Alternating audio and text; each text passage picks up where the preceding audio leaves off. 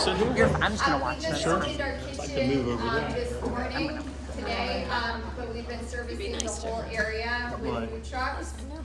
Every day, we've been putting out about 7,000 meals, but now with our kitchen opening, we can go 10 to 50,000 meals in a kitchen, depending on the need. So we got you covered, okay? So just watch out for Nicole and she'll let you know where it's gonna be. But it'll be every day, probably between 11 and 4, okay? Thank you.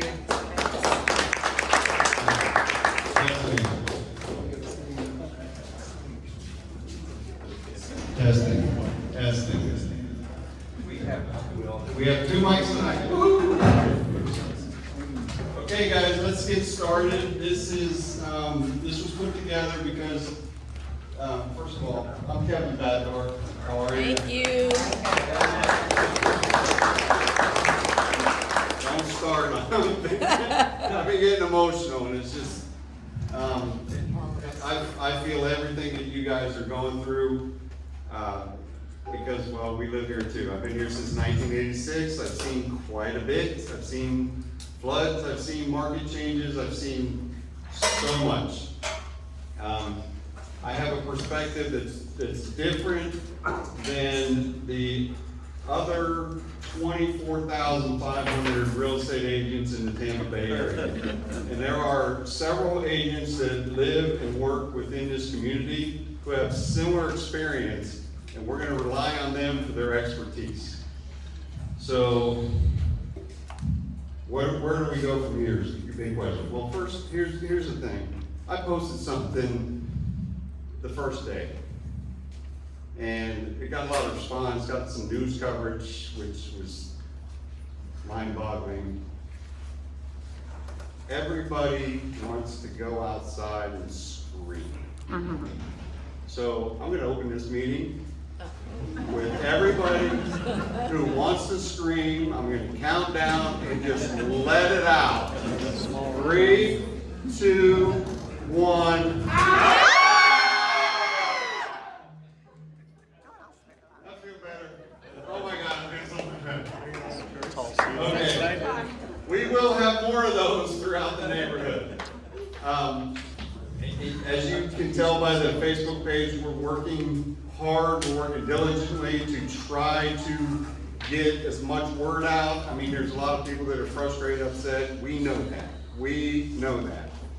But we're going to talk about the real estate market first because I'm hoping that will be much shorter. The insurance questions are, to me, much more relevant today.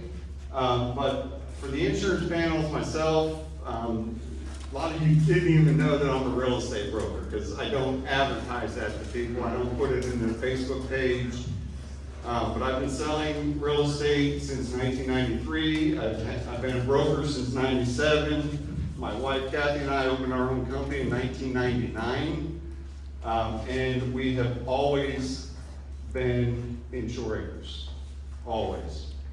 I have an extensive background in leadership throughout the realtor world, including many years on the NAR board of directors, and that's where Frank comes in.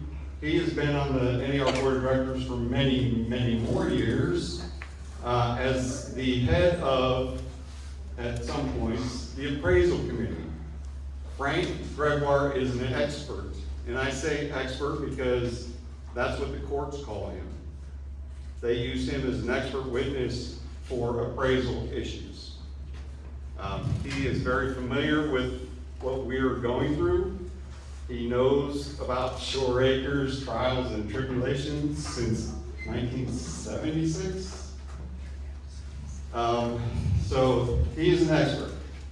Some of you are thinking, well, what makes that guy up there in a realtor shirt an expert in what you're thinking about? I don't know.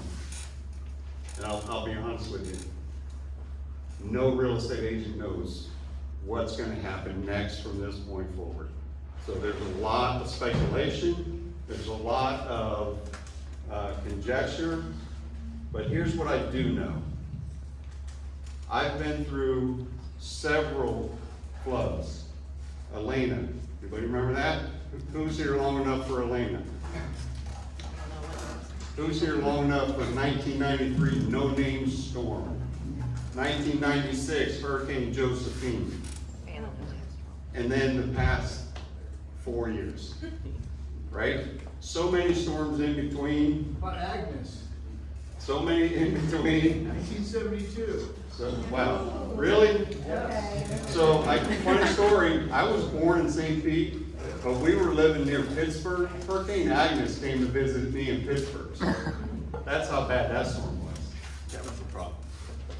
Yeah. So like I said, I've been selling real estate for a very long time, and I've seen what happens when this neighborhood floods, because I lived through it.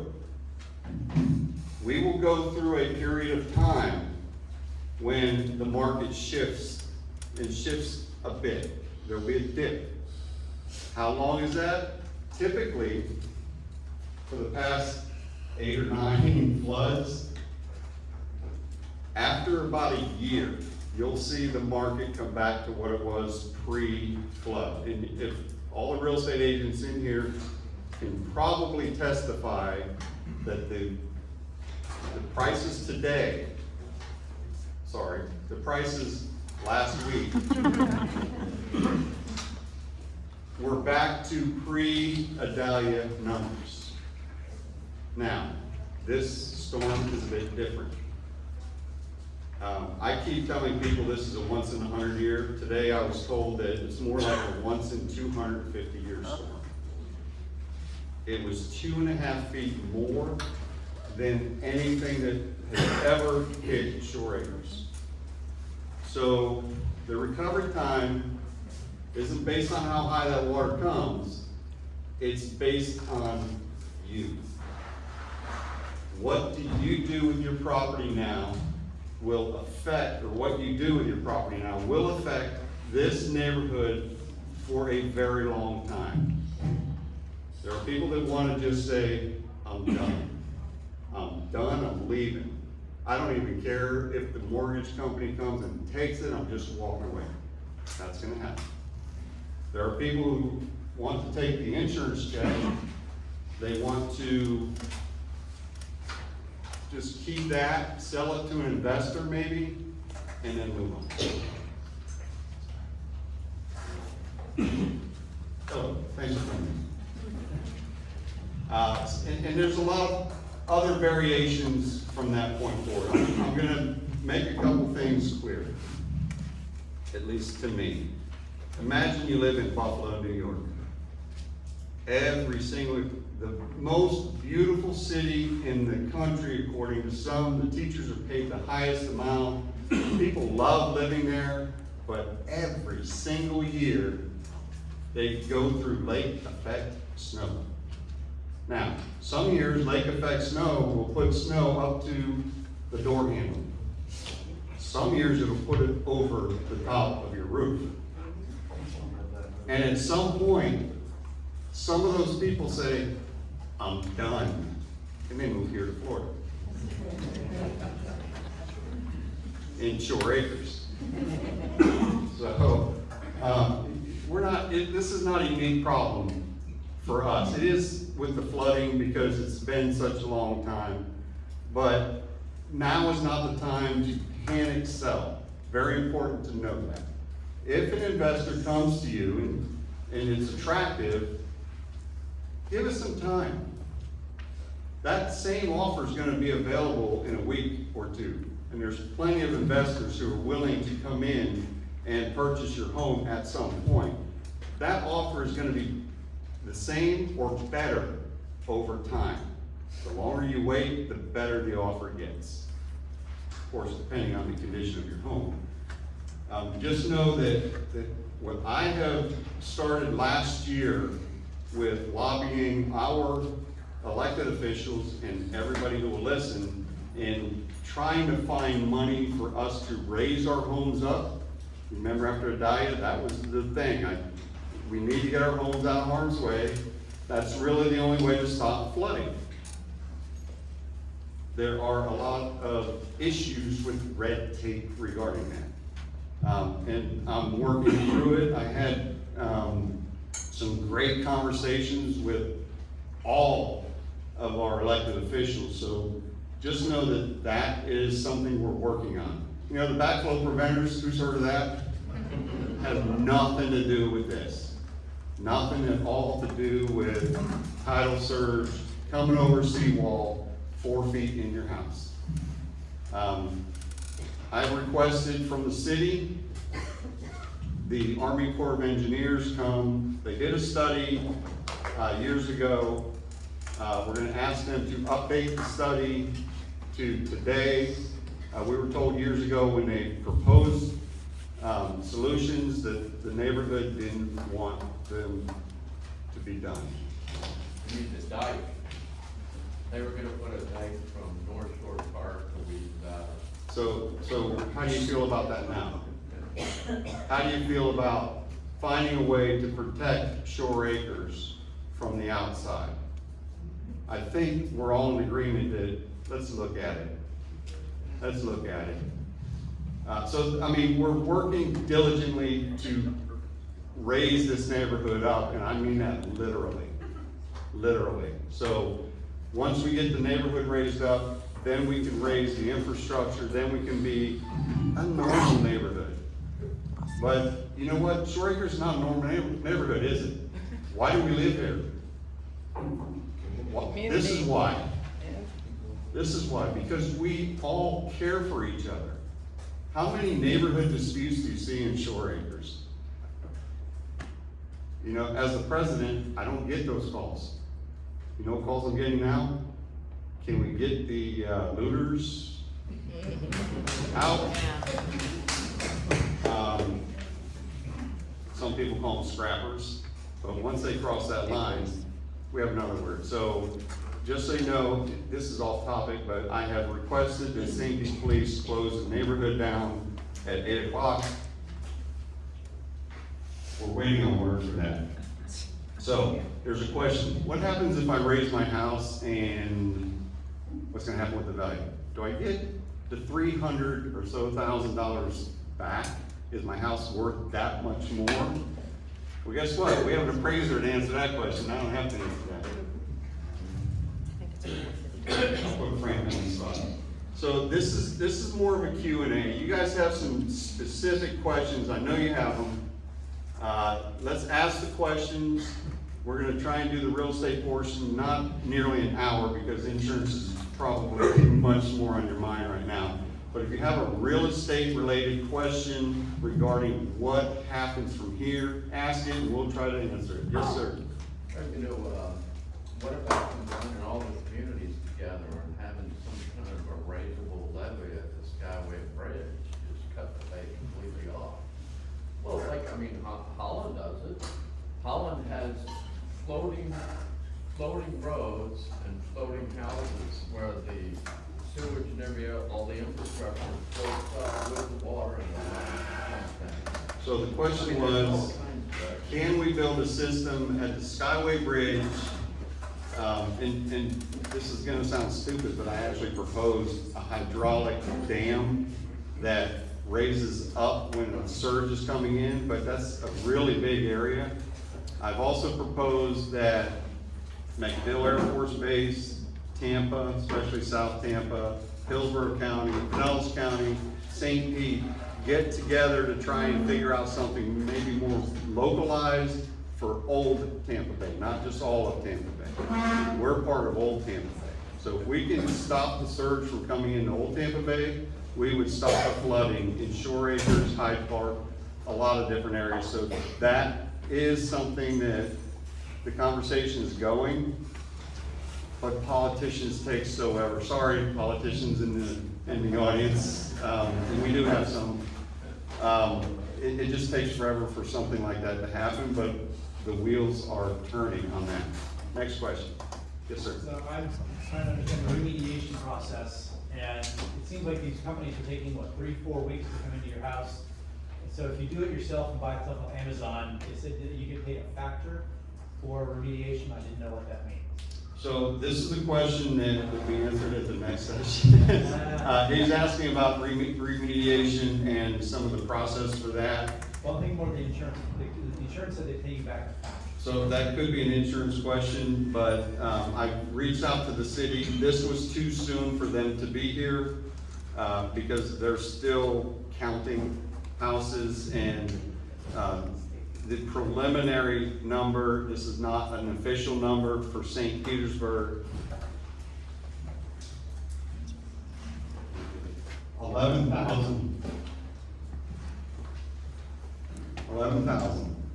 45% of shore acres flooded during Idalia.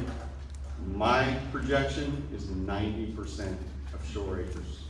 That's my projection. Because 10, maybe 15% of the homes are elevated high enough now that they're not gonna flood. Disclaimer, my house did not have water in it, but my garage had 4 feet. And I was one of the smart ones who parked their car here at the rec center.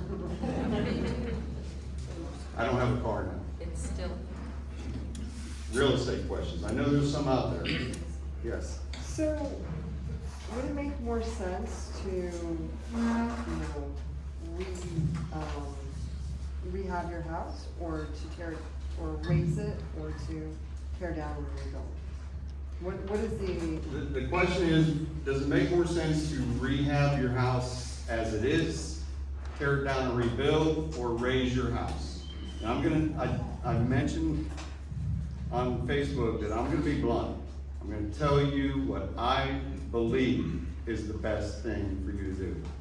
Raise your damn house. Why would you remodel your house like you did for Idalia, and here it comes again? We don't know when the next one's coming. We can't predict it. I used to think, you know, every 9, 12 years, we're gonna maybe get a flood and have to go through a transition.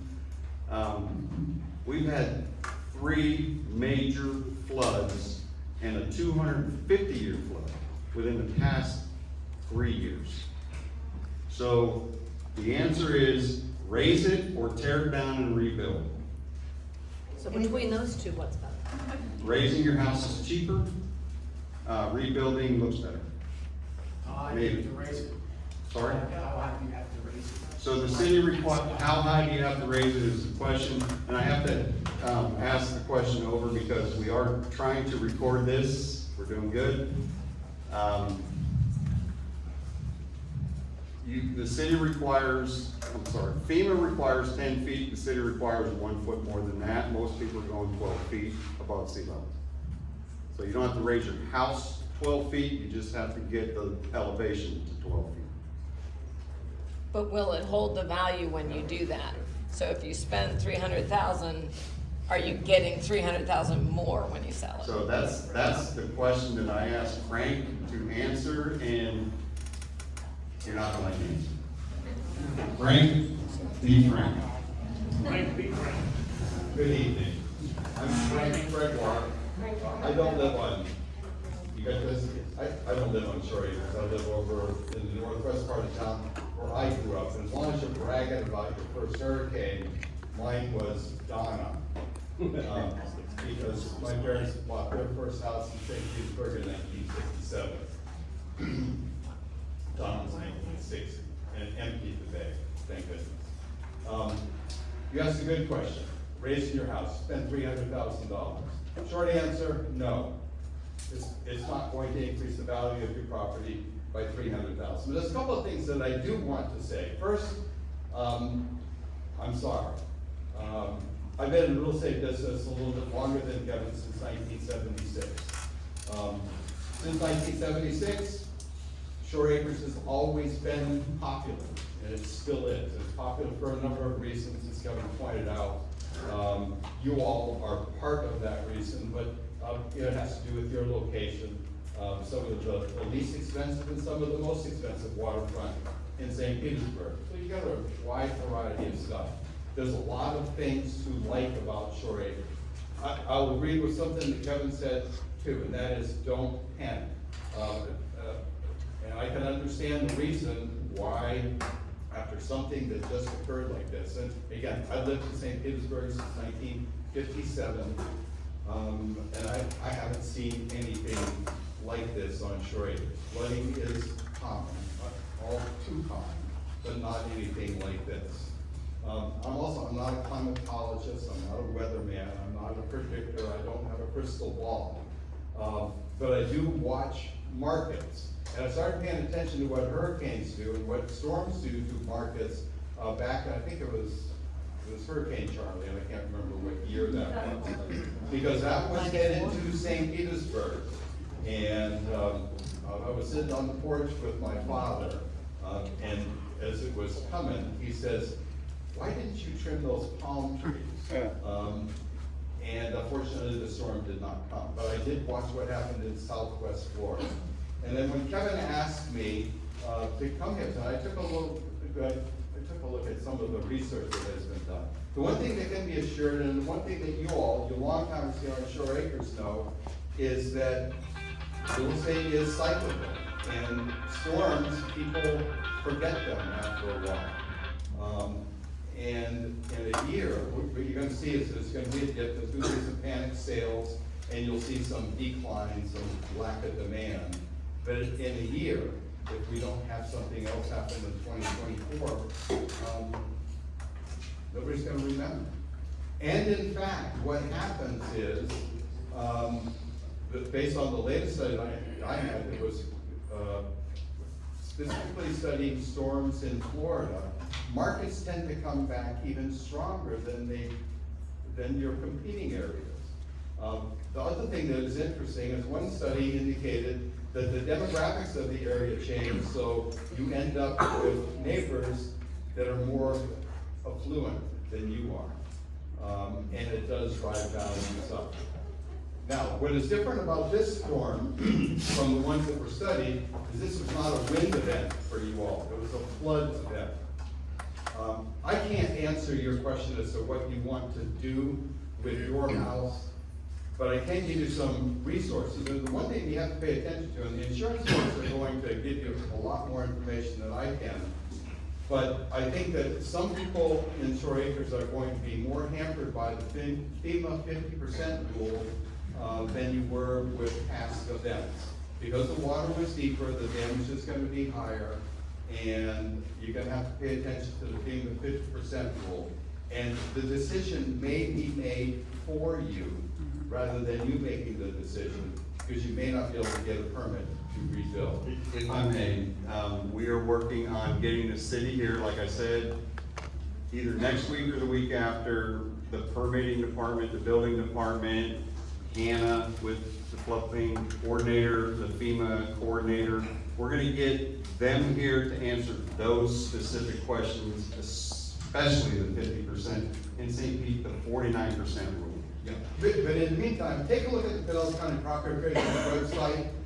You can access it on your phone, you can access it on the internet, with a desktop computer, and use the tools and print yourself the FEMA WLM letter. And that will tell you what the county property appraiser says 50% of the value of your existing improvements is. If you don't like that and you believe that you've made improvements that the property appraiser didn't recognize, you can always hire a private appraiser to do a FEMA 50% rule appraisal for you, submit it to the city when you want to get your building permit. I'm not looking for business. I told Kevin, I'm getting old. I can't do that much. You don't want me to do that, Kevin. But find yourself a qualified appraiser. Talk to them, make sure they know what they're doing and how to prepare a FEMA 50% rule appraisal. And that may be higher. My experience with doing the last one I did was up on Bayou Grand. There's a house that was just past the four-way stop there. This is still a four-way stop. With just 6,200 block, not 50-something hundred block. And my appraisal was about 30 to 40% higher than what the county property appraiser had. So county property appraiser, sometimes it benefits you, sometimes the private appraisal will benefit you. Now I'm ready to. So circling back, the question that was originally posed is, when you raise your house, if you pay to lift your house, what is that value after lifting? I don't know, but there's a couple of different ways to measure it. One, you're going to save on your flood insurance. You're not going to be paying as much in flood insurance. Two, you have peace of mind. And three, you won't be making the repairs in 250 years when this happens again. So I'm not a weatherman, I don't know when it's going to happen again or if it will happen again. So I gotta tell you, Frank is a numbers guy, and he is the best at crunching numbers for appraisals. I am a salesperson. We don't always agree. The value of raising your home is gonna be compared to other homes that are already up. So when you lift your home, you're gonna add square footage. If you have a garage and convert that garage into square footage, that's gonna be the additional value to raising your home. So it won't be $300,000 if you paid $300,000 to raise it. So it'll be compared to other homes that are existing in this market that have recently sold. Now, on that note, I'm gonna tell you, I have arms everywhere trying to figure out how to get help for this neighborhood. The CBO, which is an independent agency in Washington DC that looks at everything that Congress wants to do or the agencies are doing, money-wise.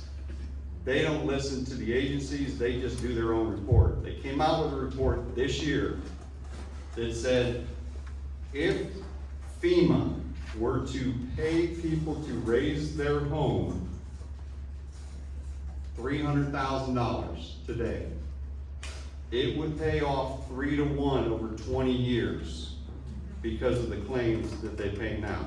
That's nationwide. So I did my own numbers. In Shore Acres, that would be 5 to 1. So just think about this, Etta. If you got half of the $250 that they allow for flood insurance, $125 for Etta, for a Dahlia, and you get that for this, it's a no-brainer. Because once that house is lifted, they're not gonna make that payout for a claim again. So, yes, I'm pushing for reform there to get more money and get them to pay attention to the reports that they're getting.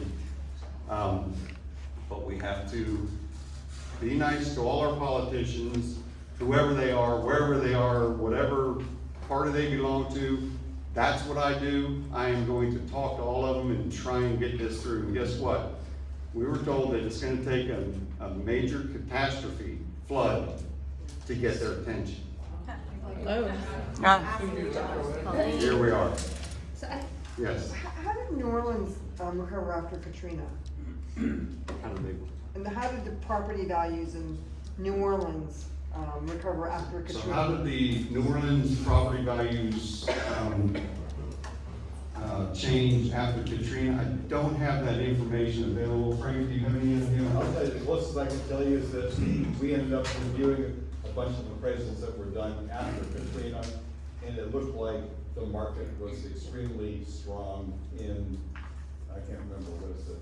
Algiers Point. But again, it's not something I can talk about with any authority. I'm gonna give you my honest Take a look at opinion. Southwest Florida, really, Southwest Florida, Naples, and so on. After Charlie, it came back, extremely strong. Right. So my personal insight as a resident here, going through it as a real estate broker, selling houses here, it takes 6 months to a year for our market to recover after a flood. This one, in my opinion, is gonna take a little bit longer. I'm predicting, and I hope I'm wrong, 2 years.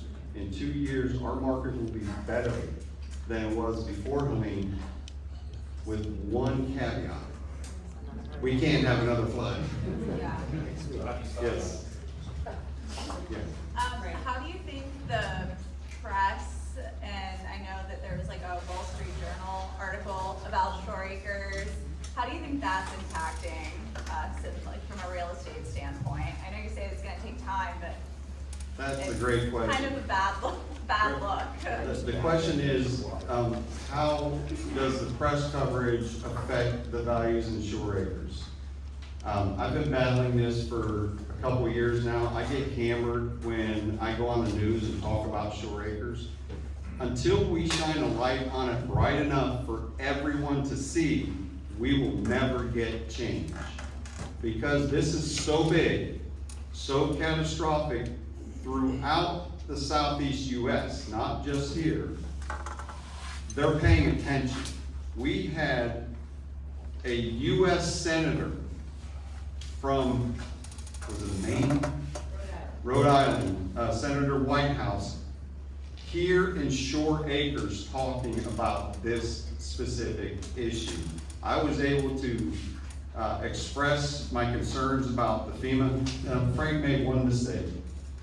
FEMA risk rating 2.0, unfortunately, and Jake will be able to talk about this, penalizes you when you lift your home. That's one of the issues I'm working on. We need to remove that penalty. Because of our geography, you will have to pay higher fees for that. So I have my fingers in a lot of pots right now. Yes, ma'am. Wayne J. Newton. No, it wasn't me. You need a question? Well, the article she was talking about, they're saying that, everybody out here wants to sell. Yes. Oh, okay, so, sorry, I got off track. Yeah. So with the media, I have been able to kind of guide the storylines to make it seem more about the people than about the neighborhood. And we've done a very good job with that. All of our local media, USA Today interviewed me. I was actually on the radio this morning, which I have a great radio face, right?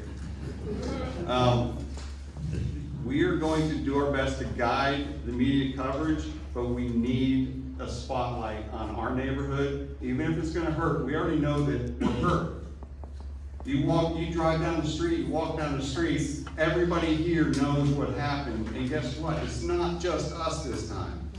How many times have we flooded? Those people who've been here a long time, you cross the 40th bridge and nobody knows what happened here. There's nothing. Now, you go across the bridge and there's debris all the way to First Street. Snell Isle flooded. Our council member, Ed Montanari, flooded 2.5 feet in his house. So guess what? Now they understand a little bit differently. They see it from our vantage point.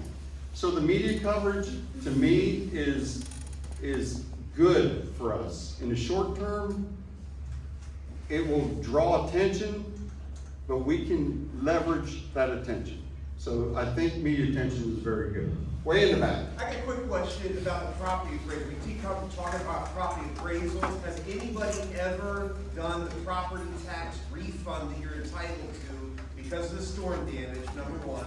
And then number two, when the trim notice comes out in October, getting a different assessment based on the lower value.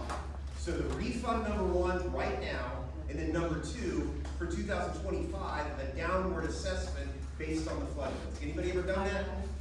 So Matt, it sunsets the statute, chapter, I think 119. I get that, but I'm talking about in prior events, but for right now, I went online today, put in the address, and questioned the refund entitlement to the rest of this quarter, and then at 25, the assessment going forward.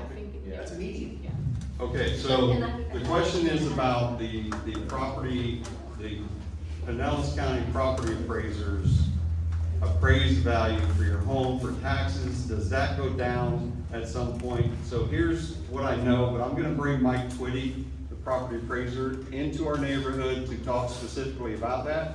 But here's what I know, and this is how it's supposed to work.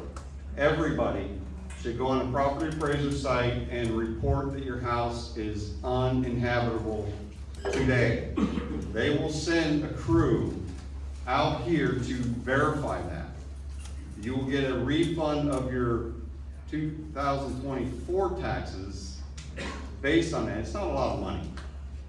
But if your house is still uninhabitable as of January 1st, because January 1st is the date that they assess all properties in Pinellas County.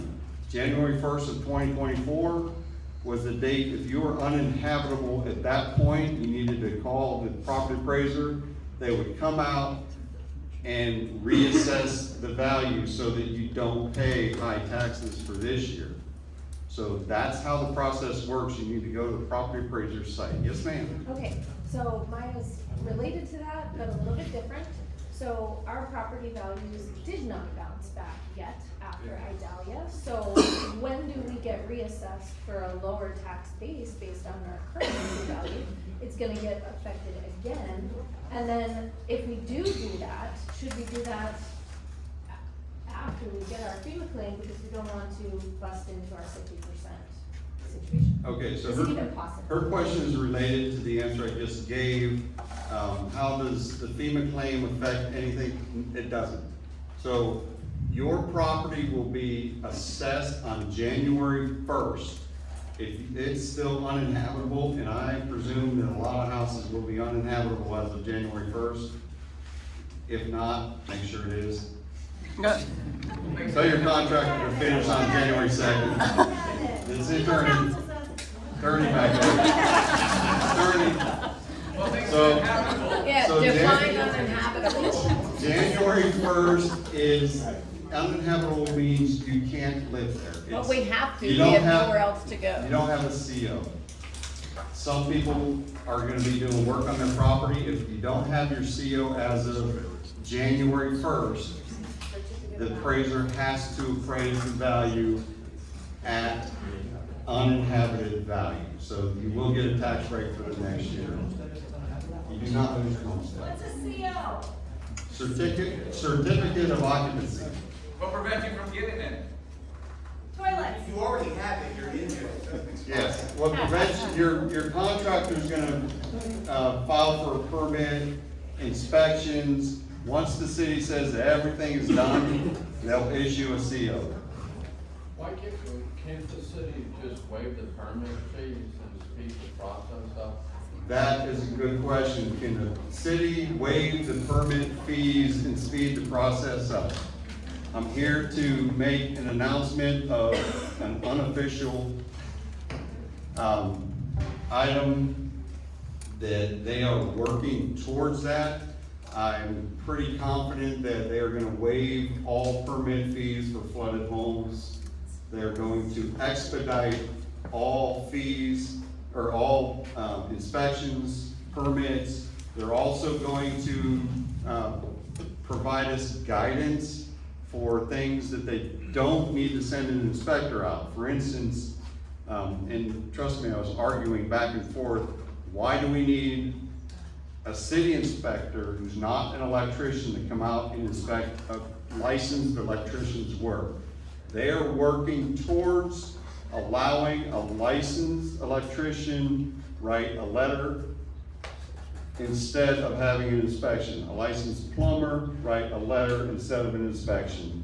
That's huge. You guys asked for it, I saw it, I was reading on Facebook, it's like, man, this is just common sense. The director of, I don't even know where her position is, but she's in charge of the building department, is out of state right now, handling her father's estate, and she was still working on this. They're also gonna have a remote permit office at Roberts Youth Center. Now, Roberts Youth Center. Now, I am pushing for them to put it here. Why is it over there when it should be here? Right. Let's put it in the bathrooms right there. Yep. Next question in the back. Thanks very much for that. Yes. Has there been any discussion, you said you talked to the politicians, as opposed to FEMA or the government giving us the whole entire $300,000 to raise our houses, but offering us loans at reasonable interest rates? That's a very good question. That will be answered by the city staff, the floodplain manager, but I can tell you there are SBA loans available instead of trying to get a grant. You can apply for an SBA loan to do the same thing. It's a very low interest loan. I don't have all the details on that, but it is available. 2.5%. How much? 2.5. 2.5%. So- Yeah, up to $400,000. So 2.5%, you get up to 400,000, what I'm hearing, but we'll have Hannah, the floodplain coordinator, here to give us exact details. And I'm gonna tell you one other thing that I'm gonna suggest as a real estate broker and as a citizen and resident of Shore Acres. FEMA has another option.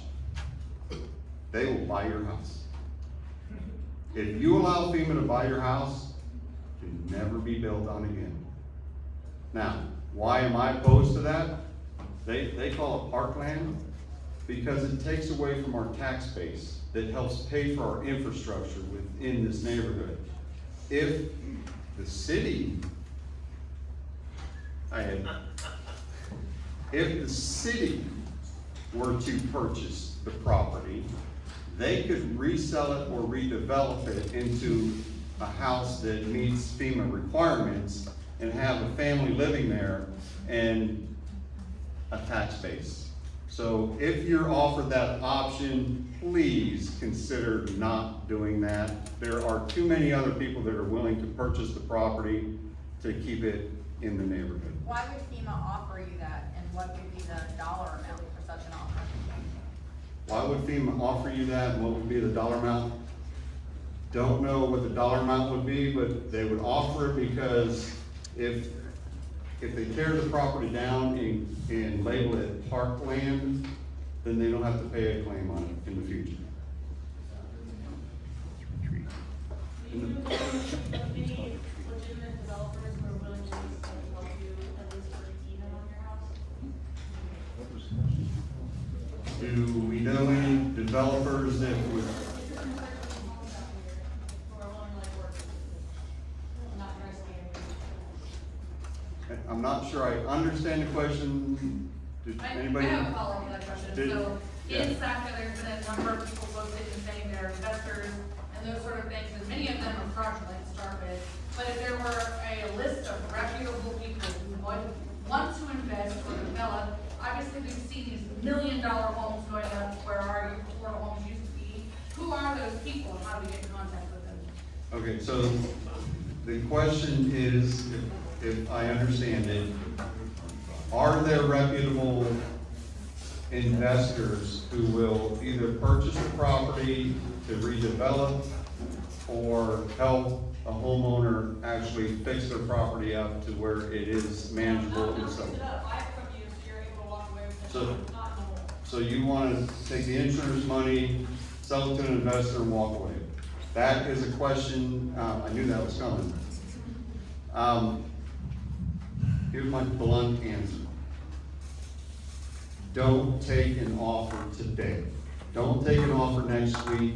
Give it some time. Offers from investors will still be there no matter what. Give it some time, 2 weeks, 3 weeks, the offer will still be there or be better. I would suggest that you hire a real estate agent. There's plenty of real estate agents, raise your hand please. These guys focus in Shore Acres.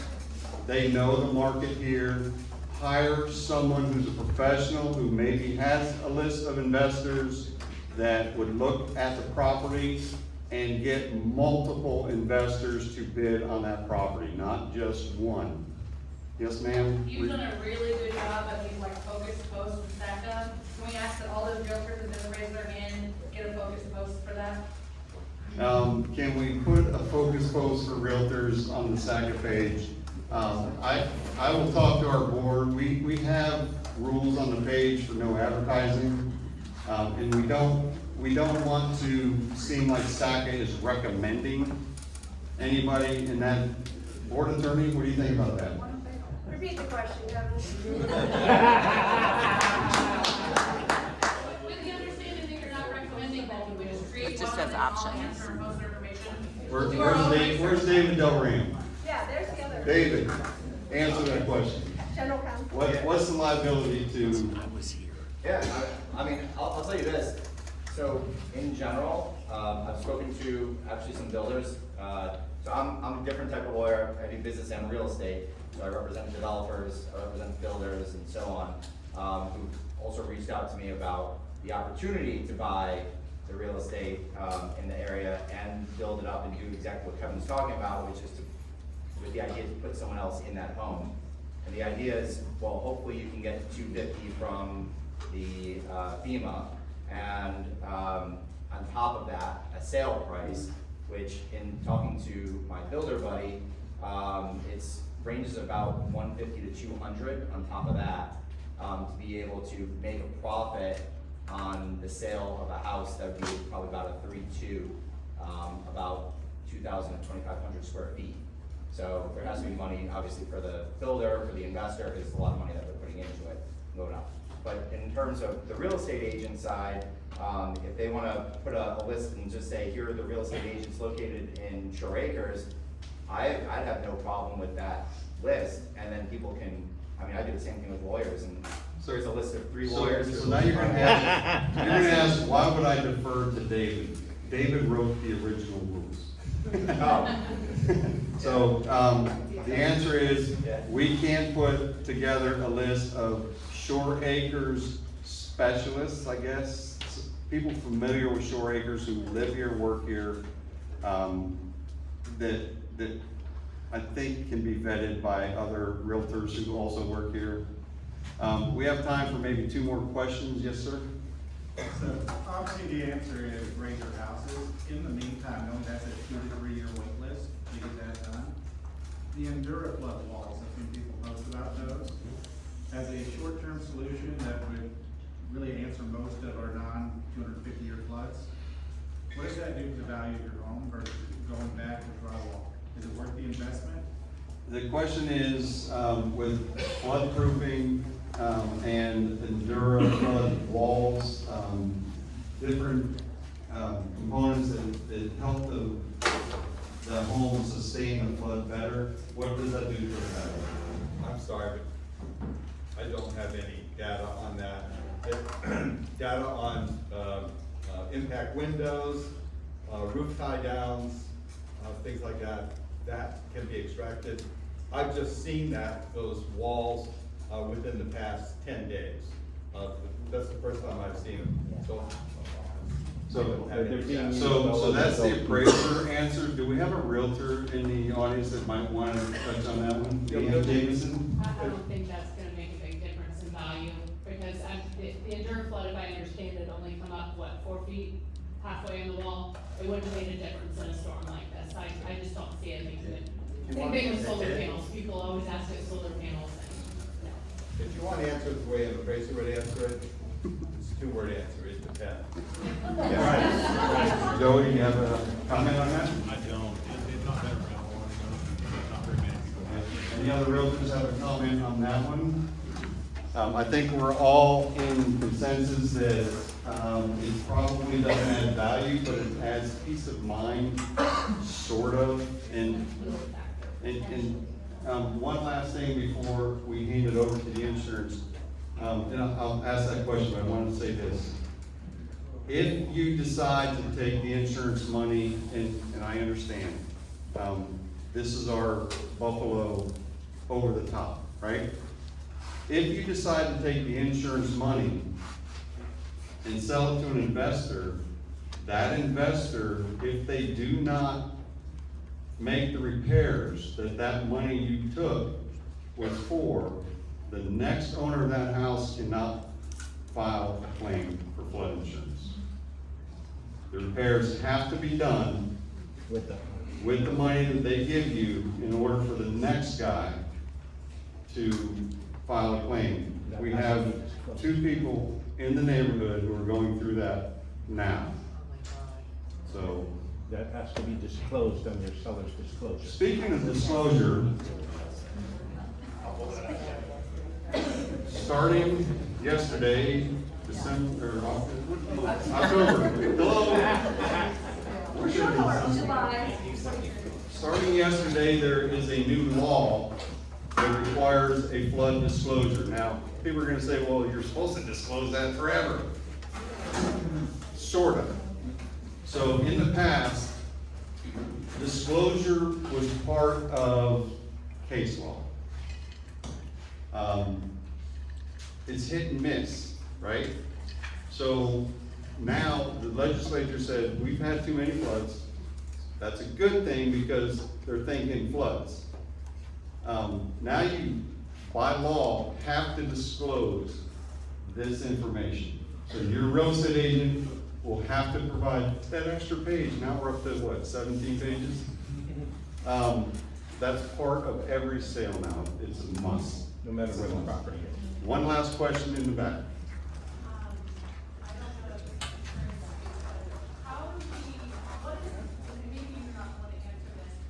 How can we abandon the first floor and just build up? And what's the cost of that? So we don't have to worry about lifting, and then I know the 49 people will play into that. Is there a way that we can just abandon all these first floors and build up? Okay, so that would be an insurance question. Nicole, we'll get to that. I'll take one over to that. So I don't know, can I add to that real quick? A lot of these homes are not built for a second floor. We have full service construction, we built our house last year, this is our third flood. And a lot of our homes that are trying to get built, they're not. Sounds like my house. Okay, question? From a real estate perspective, if you don't want to build, you're walking away, do you tear down the house and sell the land? Is that more attractive than leaving an abandoned house on the property? That's a great question that I've given a lot of thought to personally. The question is, if you're done, and I'm gonna call you Buffalo, if you're Buffalo, we get it. Do you tear the house down and sell it as vacant land, or do you just sell it as is to an investor or whoever? So, I talked to a guy today whose property was sitting on 2 lots. I told him he needs to tear his house down and sell 2 lots. If you're on one property, I'm gonna use Frank's answer, it depends. It depends on how bad the damage is. Because someone may wanna come in and remodel that home and live in it. Because it's cheaper to do that than to build a new structure. So it depends. If it were me giving advice to sell the property, I would say sell the property in its as-is condition, and just make sure that disclosure is there, in detail, not just the little stuff that's on here, but in detail so that you're not liable when the third person buys it. Okay? Is this a real estate question? Yeah. Okay, real quick. You've been talking about raising the home and the return on investment. Yes. Would the return on investment be higher for a full rebuild? Not necessarily, because okay, would the return on investment for raising a home versus building a new one, would building a new one be better, return on investment? Let me ask the appraiser that one. What I think is, in a lot of cases, because it all depends on the value of your existing improvements, not your property, not the whole thing, land and improvements, the value of the existing improvements, excluding detached structures, excluding pools, excluding patios, the existing improvements. So that varies quite a bit in short acre. I believe, unfortunately, in a lot of cases, the decision will not be yours. Because what you have is going to be the 50% of the value of the existing improvements is not going to be enough to complete the repairs. Think about what a kitchen costs, what a bathroom costs, what flooring costs, electrical and heat and air. You can burn through $150,000 in no time. If your existing improvement wasn't worth 300 grand, the decision is made for you. The city is not going to give you a permit to complete the repairs. That's a return on investment, you know, it happens. I haven't done, land appraisals here in Shore Acres in a while, but I've done them all over St. Petersburg. All over St. Petersburg, they are tearing down perfectly good houses to build something substantial. In neighborhoods where the predominant value is $220,000 to $250,000, $270,000, they are buying the lower end houses, tearing them down, and building something that they're selling for $800,000. The same thing could happen here in Shore Acres, because a lot of the damage improvements here, I believe, and I haven't driven around, but I know Shore Acres, I believe there will not, and there wasn't enough there to get a building permit to complete the repair. I know it's not good news, but that is reality. And the reality is the land is probably worth more than what you think. Vacant. Kevin, do you want numbers? Like, the numbers we build versus the numbers that live? So Jesuan said that the lift starts at 150,000, right? And so it starts at 150. You can't get it for less than that. And so if you're talking about it's going to depend, right, based on how big your house is and whether it's on a slab also, because it's going to be easier to lift a house that's wood frame, that's on cinder blocks, right? You can get them underneath a little bit better. But it starts at 150 to lift, and then to build, the cheaper low-end builders are going to be starting $225 or so a square foot to build, and it's about $35,000 to scrape the property. So just add the math up on how big of a house that you want, and then talk to your friendly neighborhood realtors as to how much you could sell that house for. So what I'm pushing for is the CBO report to be acknowledged by Congress, and they provide either grants or no interest loans to our neighbors. That would be a lien that would be paid off when you sell the house. So if you've got the money from another source, the obvious choice is to raise your house. Obvious choice, but I'm gonna have to wrap it up because the insurance people were stabbing me in the back right now with their eyeballs. It's gotta be real quick. It is, the first time I've ever flooded, I don't know what a 50% FEMA rule is. We'll have another meeting that's gonna explain that, and you can talk to Frank. So, if you take anything from this, number one, don't panic. Don't panic. Number two, do not take the first investor offer you get. And number three, this is kind of self-serving, you don't need to hire me. Hire a real estate professional. They work with these investors, they work with homeowners who get these offers, they know the system, they know what they're looking for, they know the values of Shore Acres. Hire a professional to help you out. So with that, I'm gonna hand it over to Nicole Vinson, our insurance attorney expert. Thank you, Kevin. And can you guys just give Kevin a round of applause?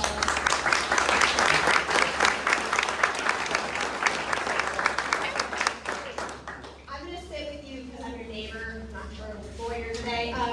Kevin does a lot of work, and he's a volunteer. It's really, really amazing. I've worked with him on various different projects for a long time as a volunteer. But today I do have my lawyer hat on with me. I brought my bestie law partner, Tina Dampf. Tina's been practicing, we say now, over 2 decades, that's what we say now. And she was actually my opposing counsel on some cases. But now she's joined our firm, and we've got 5 Mama Bear partners who take on the federal government. Just say that.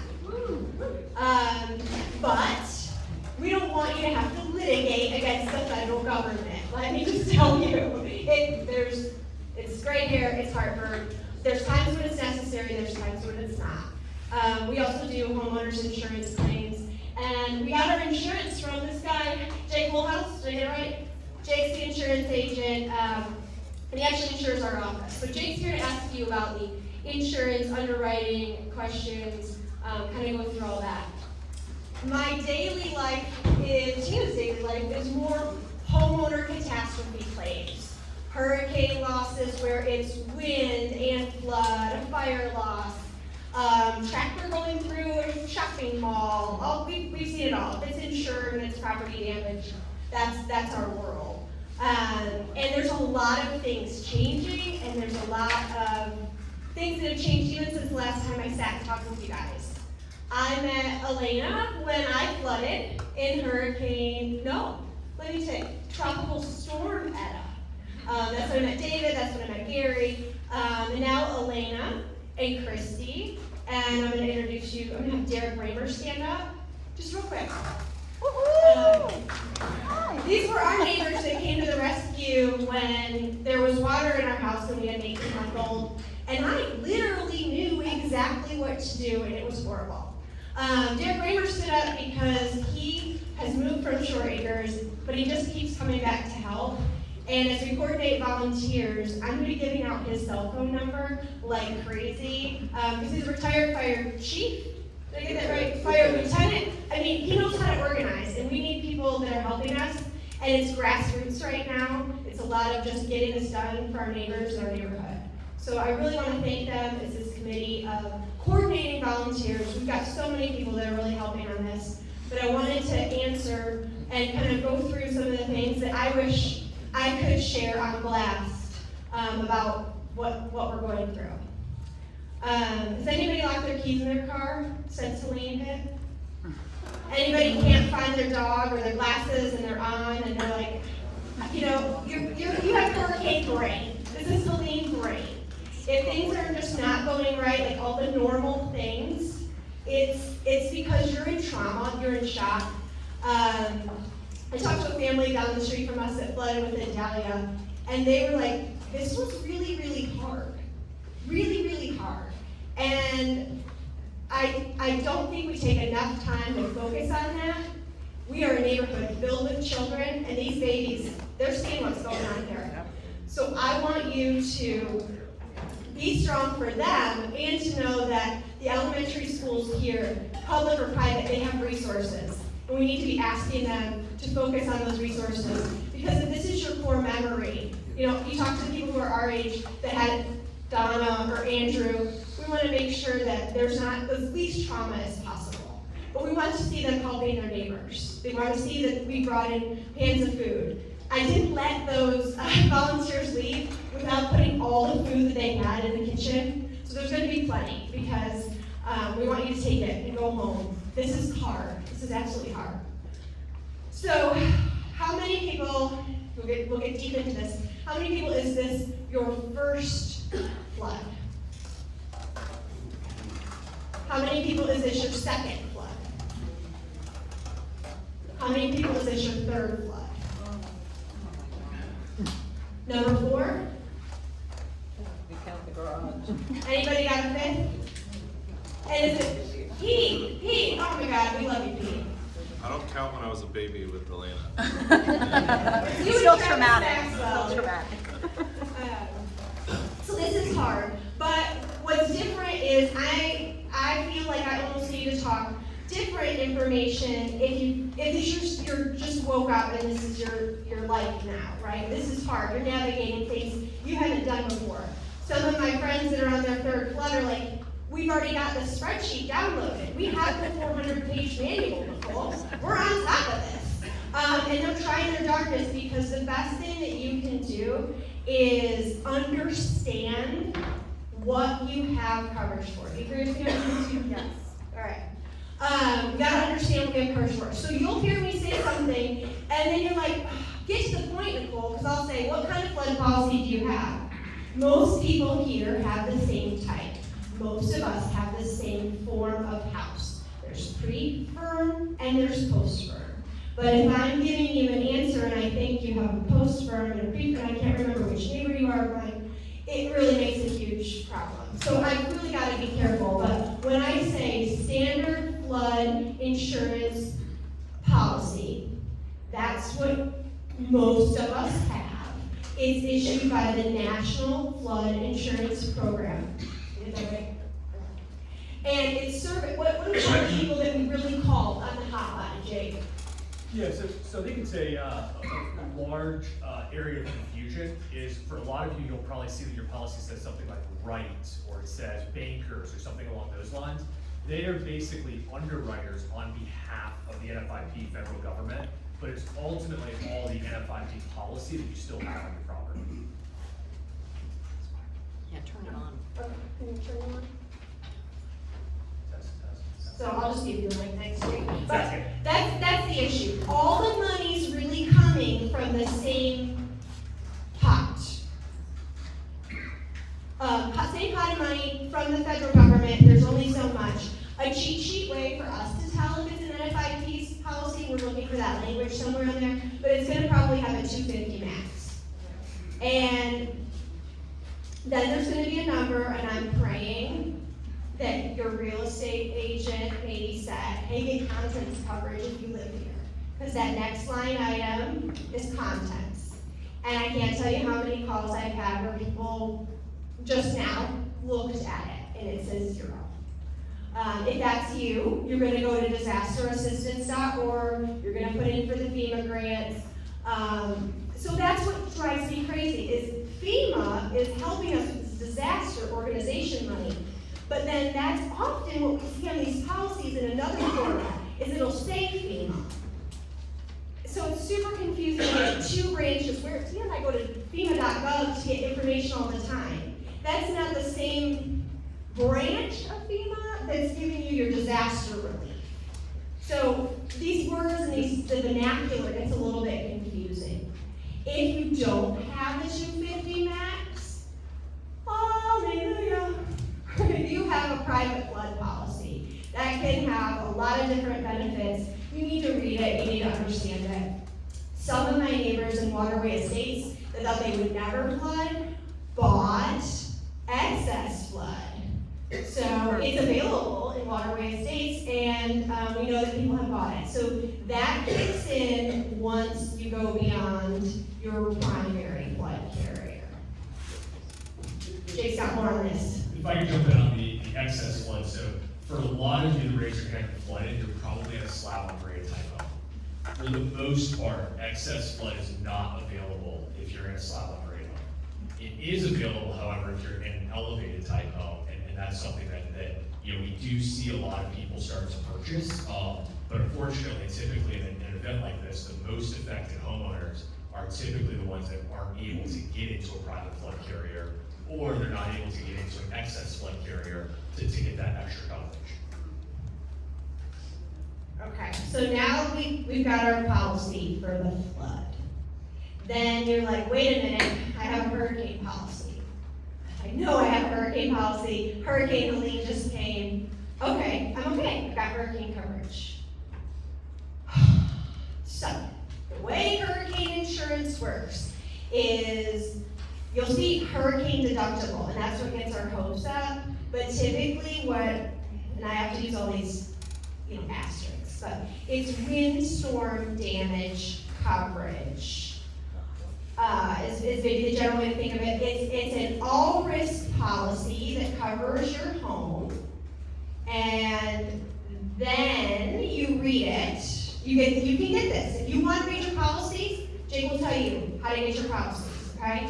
You should read them. You should understand them, because those little printouts that you get at the renewal, that's not enough information for you to really understand what's going on.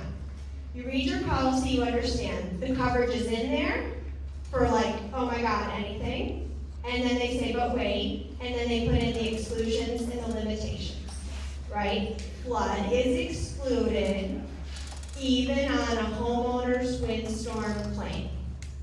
Okay, so that would be why, when you bought your house, they were like, hey, get flood insurance. Okay, so now you got your hurricane, wind insurance.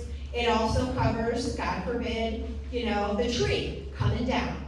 Hits your house, broken window. If your neighbors did not put away their stuff and it flies away and hits your window, okay, this is your homeowners. I am concerned about some of the damages at my mom's house because I convinced my mom, my mother-in-law, I feel like just everybody, come live with us, come to Shore Acres. There's damage in her house up to the belly button, but then there's damage above it.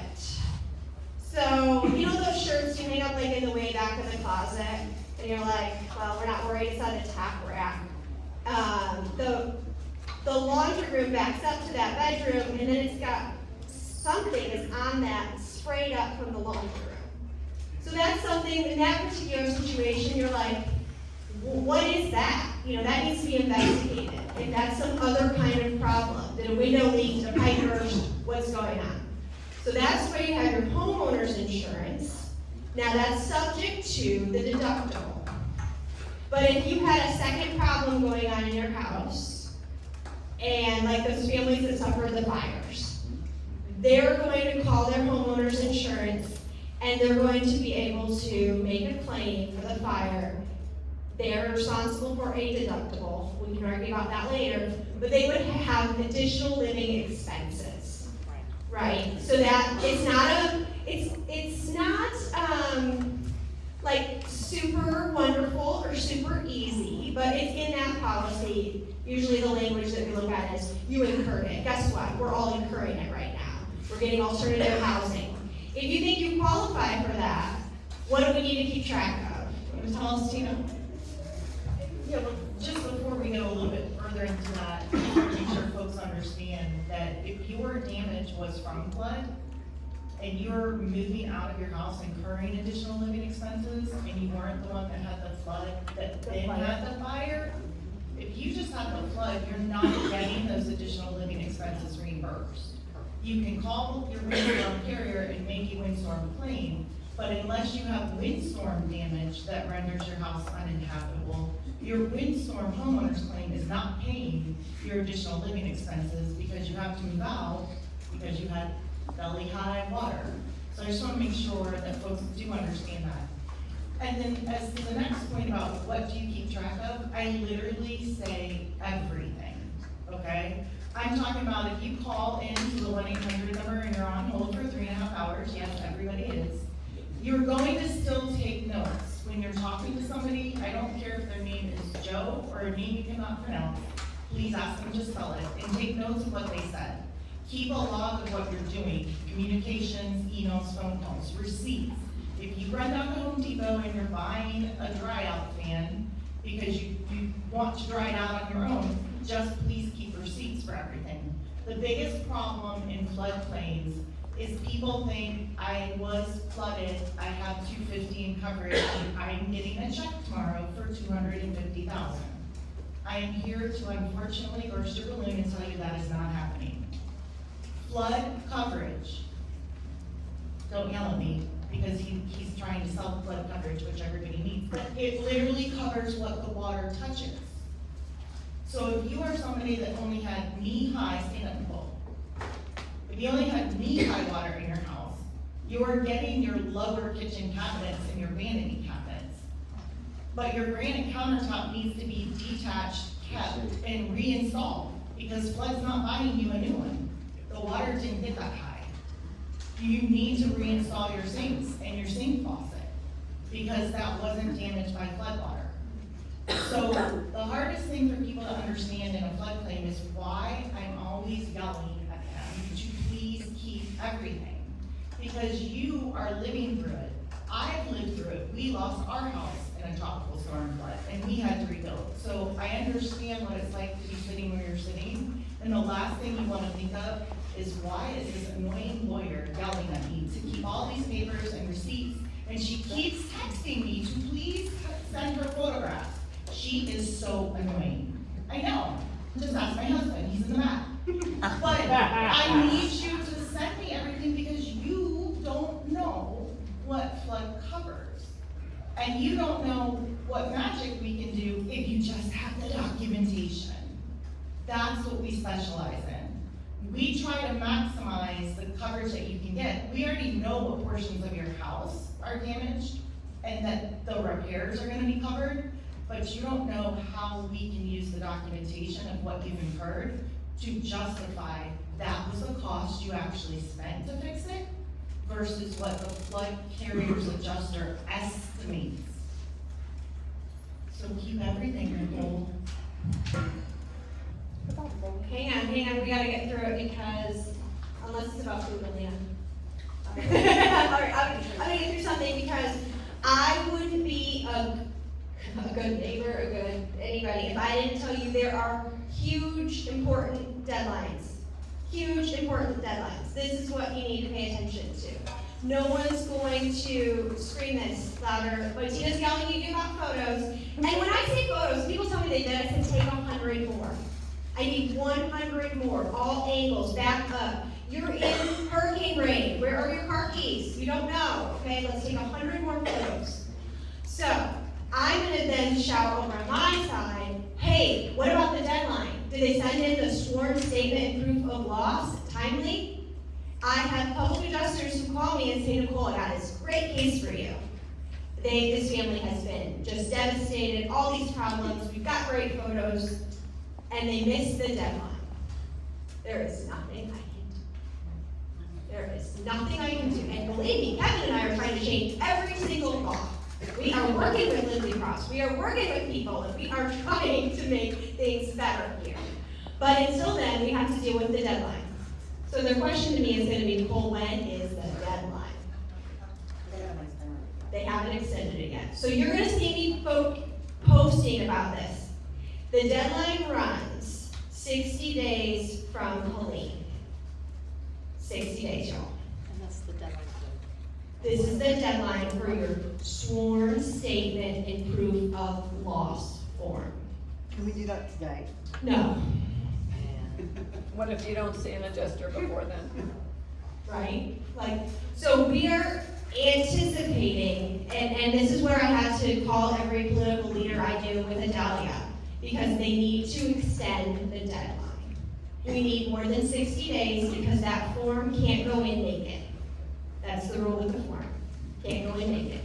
You have to put what you're claiming on that form. So with Adalia, a lot of neighbors were able to get a document from the adjuster who's coming from the insurance company you bought from flood, right? They're a flood adjuster. Your flood adjuster might be coming from Iowa, Pennsylvania, who knows, right? They're going to give you a line-by-line list of every room that they're going to pay coverage for. When they come to your house, they're going to talk a little bit about it, maybe. And then they've got to send it to like 2 or 3 people, Tina? Yeah, it's gotta go from the desk adjuster up 1 level minimum for an audit. Okay, so it gets audited. So the guy who's there that you're giving cold water, maybe it's a lady, cookies, I don't care, right? You're getting them to do your claim, they're overwhelmed, they're overworked, but they are getting this done, and they are different than an adjuster who's working for an insurance company that's not flood. They have to send this form in. They can't just say, we're giving you the uppers, right? We're giving you the uppers. You have neck deep water. They're gonna recommend it. They are gonna recommend it. And a lot of times we do see good things happen for coverage on that. But then they give us that form, and then that could go with your sworn statement and proof of loss to be able to get those monies. The money from your flood insurance carrier.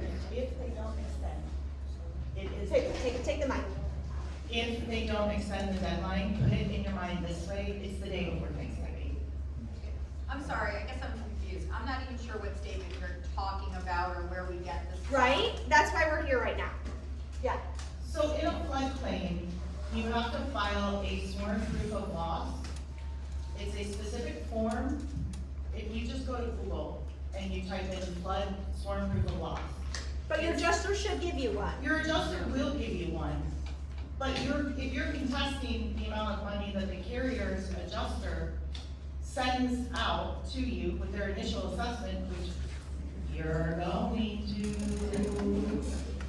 gonna need to send in your own proof of loss, unless they waive the requirement in the time frame. So just mentally keep in mind, you wanna check in with Nicole before Thanksgiving. If you haven't seen this form, you haven't signed this form, you don't have a check in hand, just keep that thing right back here. right back there. Because you don't even have enough information yet to do your own and send it in. Does that answer your question? A little bit. So, sorry. So the adjuster comes, walks through our house, says, I'm gonna recommend X amount of dollars. He goes back to his company, he sends it up 3 chains, they make you an offer. The offer isn't $250, right, which we all want it to be and need it to be.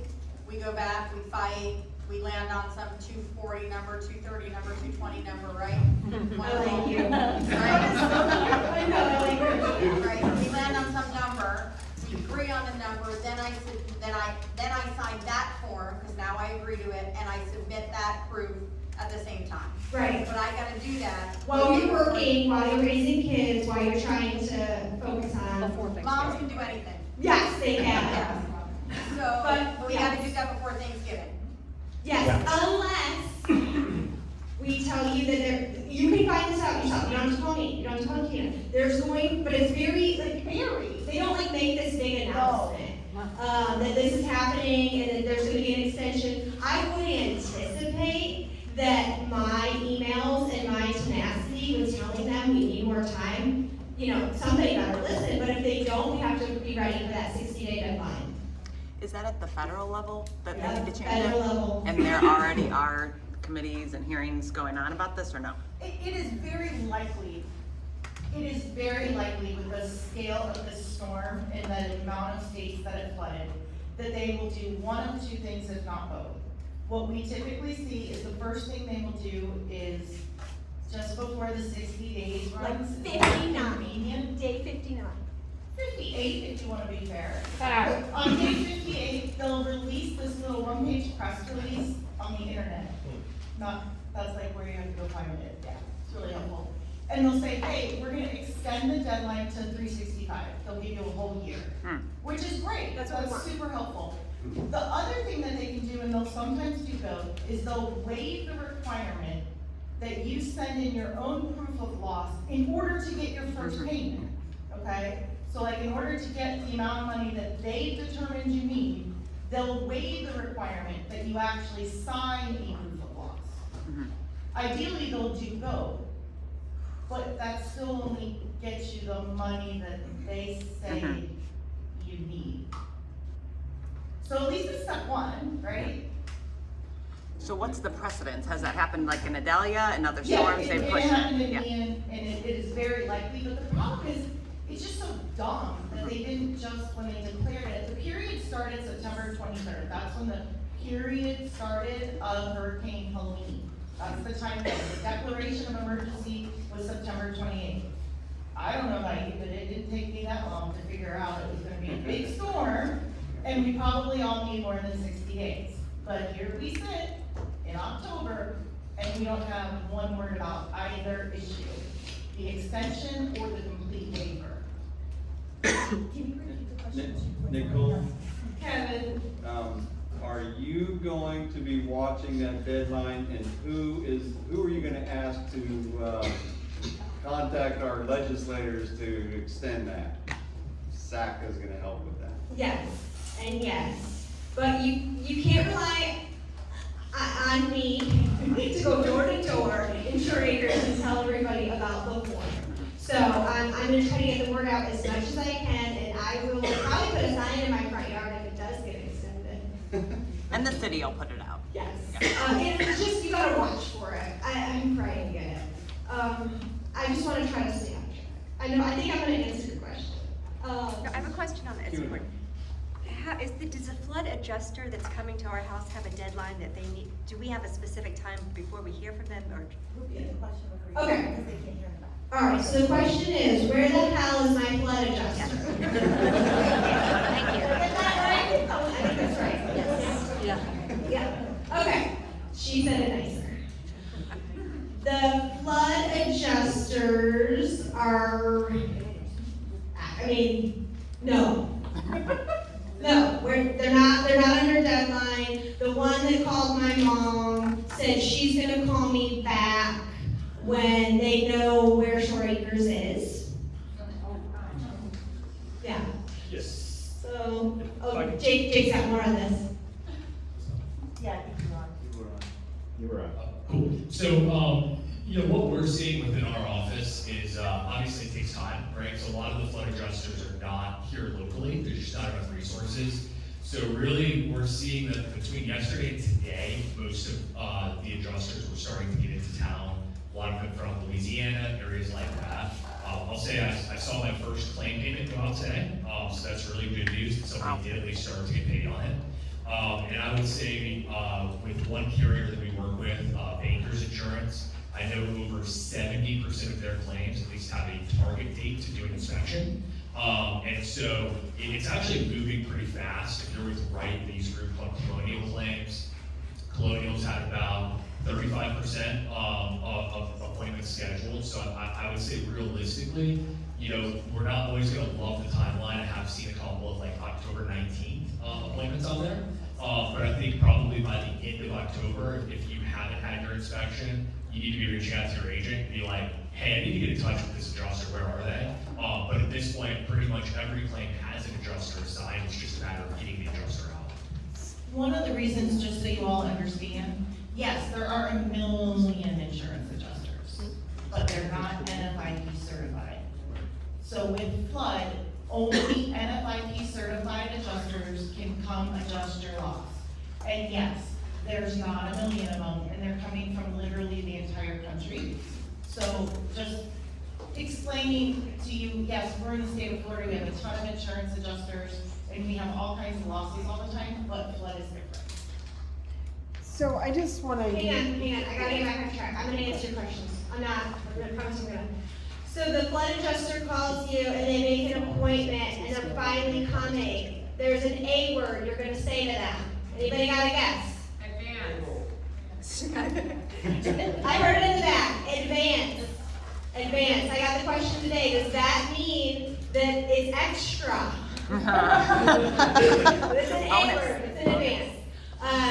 So the flood adjuster comes, they set the appointment, and you're like, hey, guess what? We did everything you said, Nicole. We took a whole bunch of photos, but stuff is gone. It's disappeared. How can my adjuster see this now? What do we do? You know, that's where all the first thing you heard from me after every one of these hurricanes was, please take 1 million photos. Send them to the cloud, because your phone might go into the God knows what, right? You've got to be ready to protect yourself, to show them, here was the problem. You take the little neighbor boy and you take his photo next to your flood line and you show him that it's over his head. Because if he's not there to see that, or she's not there to see that and get that measurement, then that's gonna be a problem. If you're power washing the outside of your house right now, that's really not gonna help. Do you see, have you all seen on your own houses how the flood water line has already started to dissipate? Well, think about what it's gonna look like come Halloween when your flood adjuster shows up. Is it worth getting a private adjuster? Okay, I got you on this. Tina and I have been working with, what their licensure is in the state of Florida is a public, okay. Do we need to get a public insurance adjuster?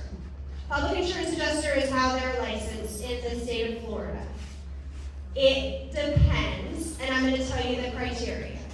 Tina and I talked about how there's a payment that's gonna come to you from the insurance company, right? That payment is by the 400-page guidebook, right? So there's money coming. If you're like, I don't care, I can't deal with this. I have a newborn, right? Focus on newborn. I cannot do this. I don't have the capacity. If your business is in trouble because you're at your house trying to find socks, right? You might need to focus on your business and you need help in that realm. The public adjuster would then be standing in your shoes and doing this. Here's the problem. I got many great public adjusters on my cell phone. They are awesome. They are rock stars. They don't like flood. They don't do much flood. They're not sure. There's a problem. This isn't as easy as I thought. Holy cow, we're in a war zone. You want me to take an inventory of everything you lost? I can't do that and help the next family. So it depends. If you've got a rock star relationship with someone who you've used in the past, that may be the road you wanna go down.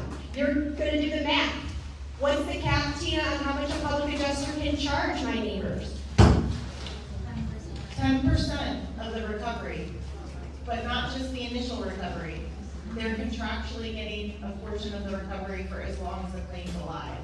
So if you end up in a dispute and you do need to hire a lawyer and go to litigation, your public adjuster's contract's still valid, and you're still paying them too. Just keep that in mind. Yeah, I think, one other thing I'll throw in there on that, it's a question we're getting a lot in our office right now.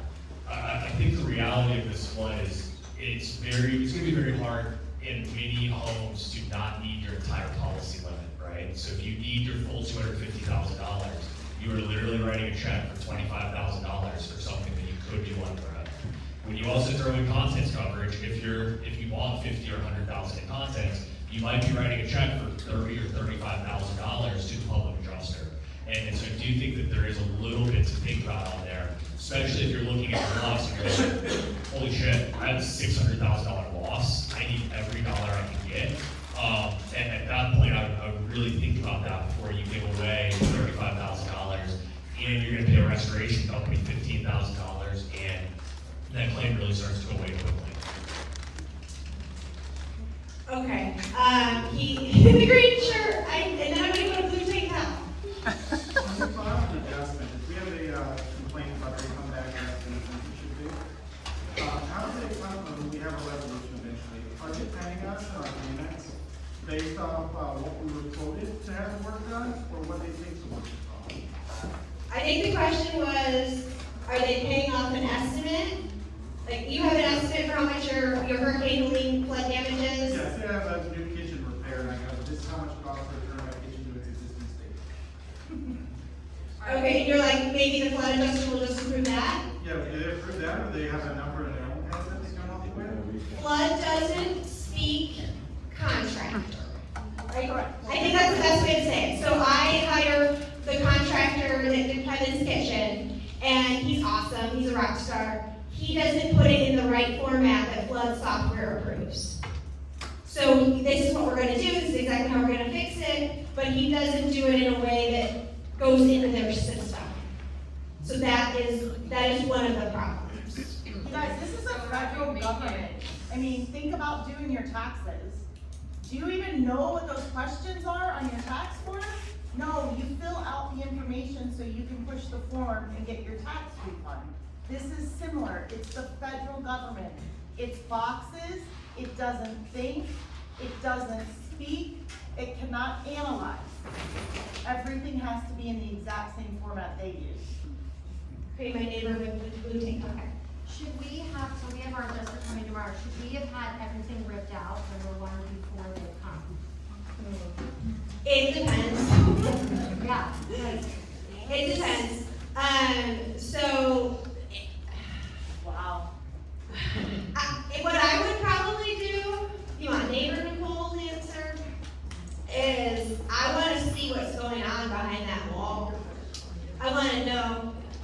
And what we've been told is if neighbors are like, we can't wait to rip out either. So that's why I'm saying video, photos, show me the second grader who's the same line as the flood line, this is justified, this is there. Flood doesn't pay for mold. No one talks about that. Flood doesn't pay for mold. We don't cover that at all. Can we file a homeowner's? No. No, because guess what caused her mold? But what Flood. if it wasn't? Like, what if you discovered there was a prior leak? If it was a leak from the ceiling, you might have an option there. But that's level 404. This is a basic level 10 talk. Today. You're getting way over. Let me keep on track. So the adjuster's coming. You're going to ask for an advance. You're going to ask for every cell phone number they have. Did you guys watch the 60 Minutes? Yes. Do we know where the 60 Minutes information came from? Okay. Yeah. Tina and I compare notes. We talked to Rep. Cassell. We talked to the other lawyers in our industry. Okay, we saw some crazy stuff, you guys. Crazy stuff. So they're going to come out. You're going to have all your photos. You're going to ask for an advance. They're going to go through the property. make sure that you've got your personal property to show them. That's why you heard me on the Facebook page say side yard, okay? Just to make it as simple as possible, when it's at the curb, I can go to your curb and garage sale, okay? Free garage sale, okay? If it's back on your property line, then we got standing there. And there is tape at the Islander Market now, thanks to some genius woman, to try to mark this off. If something gets stolen, there's another issue. It's on private property, and you've got a theft. You've got issues there, you've got photos, it's already damaged, God knows what's gonna happen, like, it's a mess, right? But if I have photos and you're able to prove your case. That's what Tina and I, we're wanting you to train you to prove your case so that you don't have to call anyone. You should get your money. If any lawyer tells you to sign a contract for 40%, shredder. Shredder. Do not pay a lawyer 40% of your money. I can't even. And if you're in this initial stage and you're chatting with an attorney, great, right? I love lawyers, I love my rights. I went to law school to know how this all works. But you need to understand how much flood have they done. Same with a private or public adjuster. If they're not telling you that they've done this and they know the gal, then, that's something to consider. I would want to talk to the clients of another public adjuster who had a flood claim and those people were happy, right? So that it made sense. Those are those kinds of things, because the adjuster that comes from Iowa is going to follow the guidelines and give you a response that's coming. The contents is not that easy. So, you're going to hear from Tina. Just a quick note, I was actually at an inspection a short time ago over by Featherstown. The NFIP adjuster said he would have his entire dwelling, the building, ready in 6 days, but he can't submit it until he has the contents list from the homeowner. So that claim will be ready to go for review to send out the undisputed payment, but it will sit and wait for the contents list. So videos that you take, photos that you take, you can then sit back at a hotel over a glass of wine or beer or whatever, and you can sit there and make a list from your own phone of what you had. You don't have to stay physically in your home that's damaged to make your contents list, but that was an interesting point that kind of didn't really click with me. They can't push just the coverage A in for approval. It's one claim. Yes? But in regards to contents, I mean, how do you have to account for every toilet paper roll you lost, every toothpaste? Do the big stuff So the question is, why for contents do I have to tell you I had 3 pairs of Holy underwear and 6 rolls of toilet paper left before the storm? But in my refrigerator, I don't tell you that I had 3 cans of expired milk in the back corner, you just paid me $500.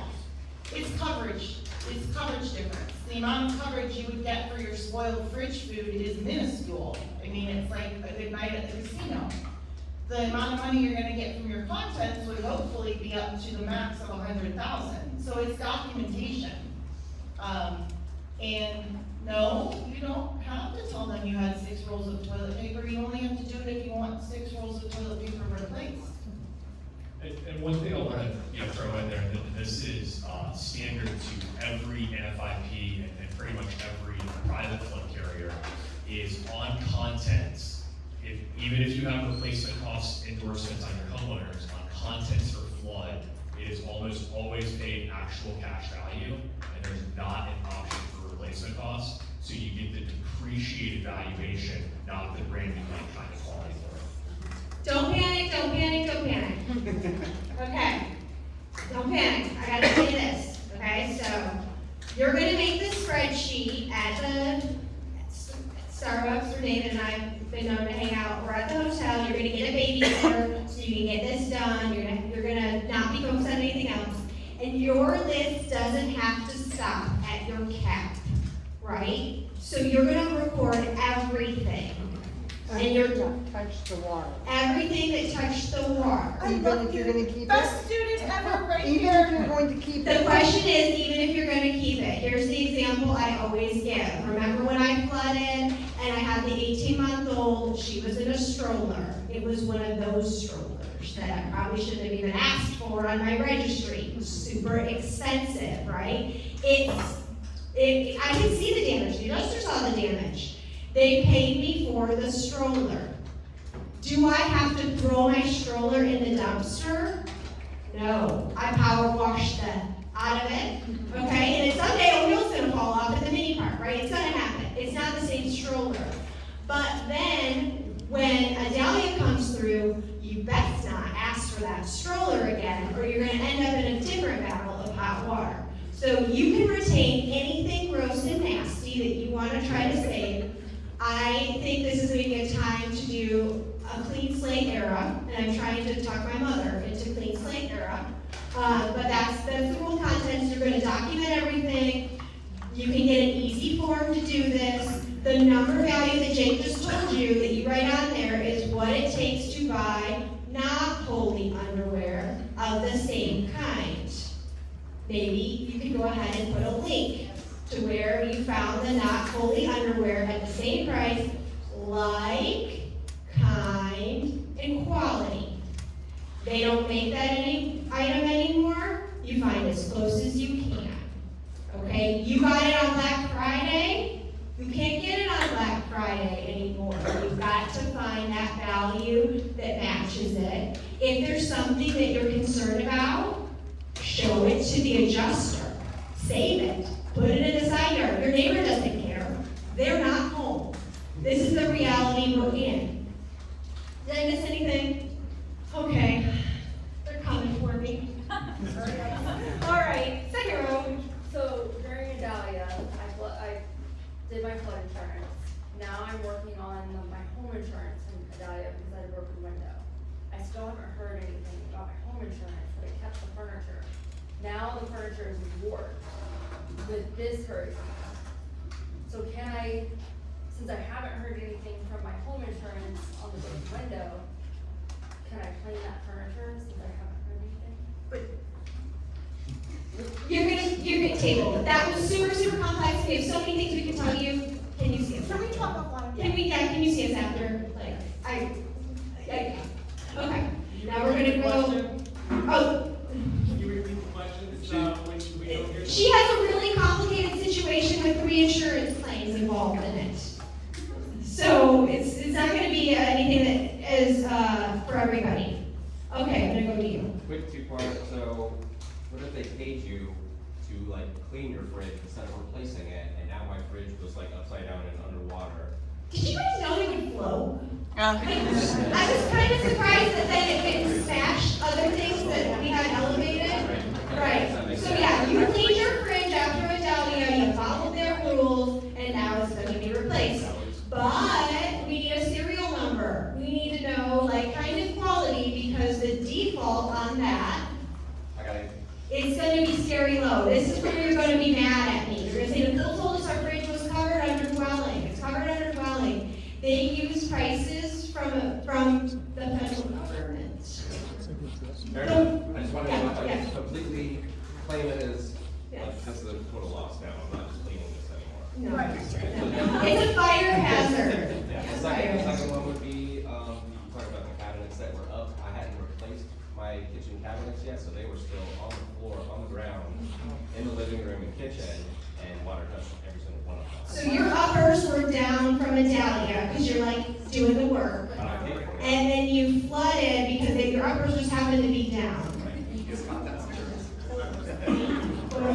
took a lot of 100 photos. Before the flood, did you have any photos of your construction progress on your YouTube? Yeah, I mean. Because there's a chance that they could say, this guy just takes his cabinets down and throws them on the ground. We're gonna need the photos to prove I was mid-repair, I've got them all lined up, I'm just about to ask Kevin to come help me lift these up, and then they flood it. So you're special, that's special. If you have the pantry cabinet, you know the one where you like don't even know what's in there? It's in the garage. That pantry cabinet got flooded as a whole unit. Yeah. If you have, you need to point that out, right? So if you get the brand new NFIP adjuster who's like, when we were in training, they didn't talk to us about these pantry cabinets. They didn't talk about the 1970s built-ins. You guys got the built-ins? Okay, those shelves and everything that are all built in, you can't take them when you move. You need to point that out, that that's not an IKEA shelf. That comes with a structure, because that goes on the 250 side. That's part of the entire. It's part of the dwelling, yes. Yes. Fridges are part of the dwelling, but there's like 3 exceptions in the 400 manual, like a wine Come back cooler. for our next. Yeah. Okay, I feel like I've given this side of the room love, I'm gonna come over here. So, newbie question, my first flood, I'm trying to like mitigate mold and stuff like that, and I'm waiting for these remediation companies. So I'm like going to Home Depot and Amazon and buying blowers and fans, am I okay? What do I need to document, what do I need to do? Photos. Receipts. So there's FEMA bulletins on everything because it's the federal government. And so there's actually a calculation they will do. So you will not get dollar for dollar, but you will keep your receipts and we will be able to get you some money. In fact, hopefully you're taking photos with your camera of your receipts, right? Because most photos most cameras you can do with phones. You can take photos, like there's free apps out there. You can put a receipt on the counter, take a picture with your phone and it turns it into a PDF. Get a program, an app like that, and just keep all that stuff. So when your flood adjuster comes, these guys are super knowledgeable usually, and they're very helpful. And they're gonna tell you, they're gonna get you every penny that they can, but they don't tell you about the 3 audits it goes through before it gets paid. But they will usually give you their email address, and they will want you to send them stuff. So keep those receipts for the humidifier, dehumidifier, big velocity Does that fan. count as part of the $250,000? Yes. Yes.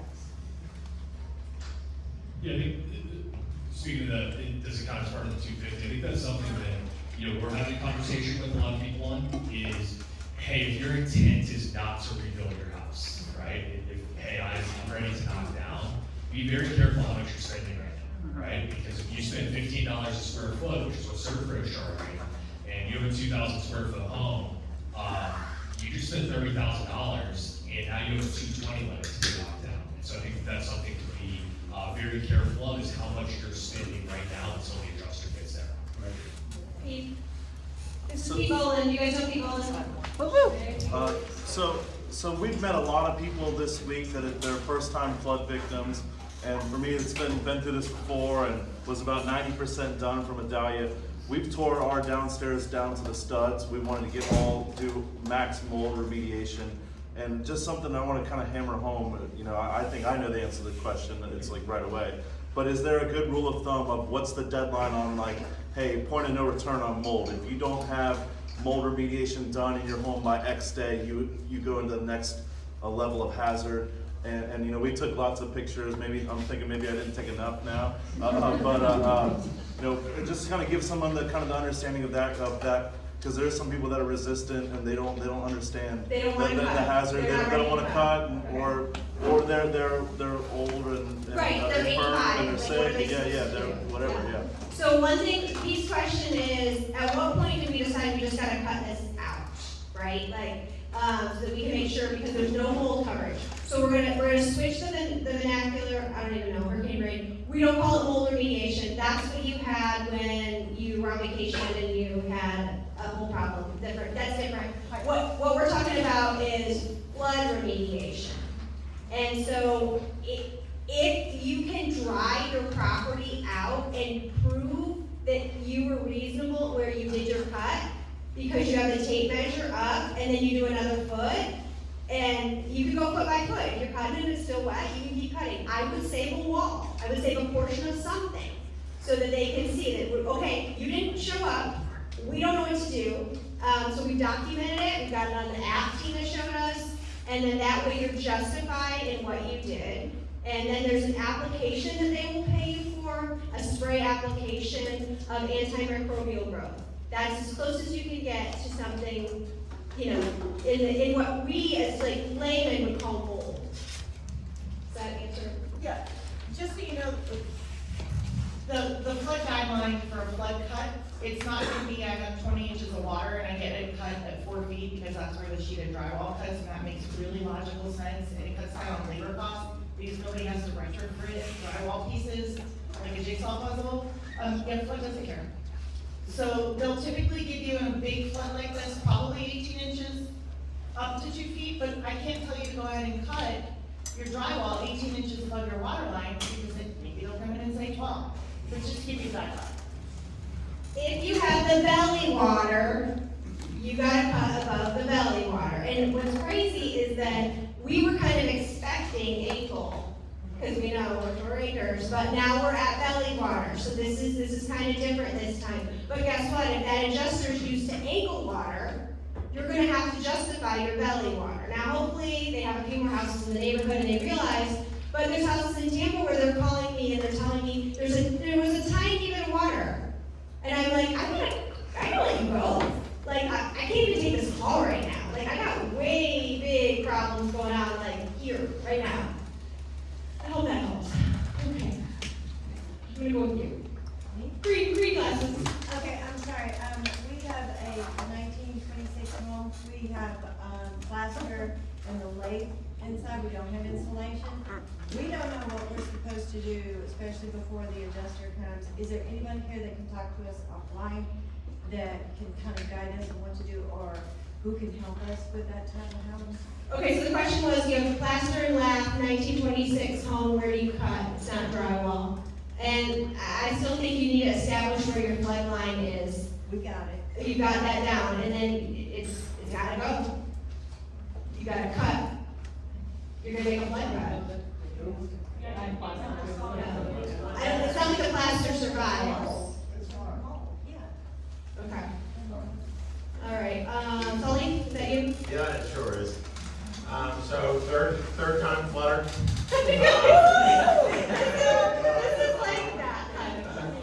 So first on the photos, 400 for Edda, 800 for Dahlia, 1342 I counted with my FEMA adjuster today.